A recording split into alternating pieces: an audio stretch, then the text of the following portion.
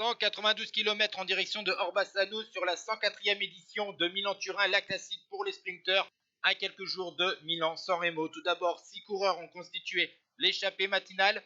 Mentz, Debod, Pietrobon, Yeri, Yaki et Stojnik. Ils ont jusqu'à 3 minutes 20 d'avance sur un peloton où les équipes Bora pour Meus, Arkea Samsic pour Boigny, Movistar pour Gaviria et Jaiko Alula pour Groenewegen ont décidé d'accélérer l'allure du peloton pour se rapprocher petit à petit sur les fuyards matinaux avant de reprendre les 3 derniers rescapés de l'échappée matinale à 12 km 500 de l'arrivée. Par la suite, on va assister à un gros travail à l'avant du peloton de la part des équipes Tudor pour le sprinter néerlandais Arvid de Klein, vainqueur de la Route à Delhi 2021, ou encore de la part de l'équipe DSM pour le jeune et prometteur sprinter néerlandais Casper Van Loonden, vainqueur notamment l'an dernier de 2 étapes du Tour de Normandie et d'une étape du Tour de l'Avenir.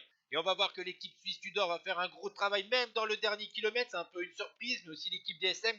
Casper Van Loonden lance de très loin le sprint, il va être débordé par Arvid de Klein, le sprinter néerlandais, donc de 28 ans, qui va résister au retour de Fernando Gaviria et signer sa 6e victoire chez les professionnels. Il devient le premier coureur des Pays-Bas à remporter cette classique de Milan-Turin. La 2e place revient donc à Gaviria devant Van Uden, Einhorn, Moschetti, Nasser Boigny, Jordi Meus, Vendrame, Aberasturi et Groenewegen. Ciao tout le monde.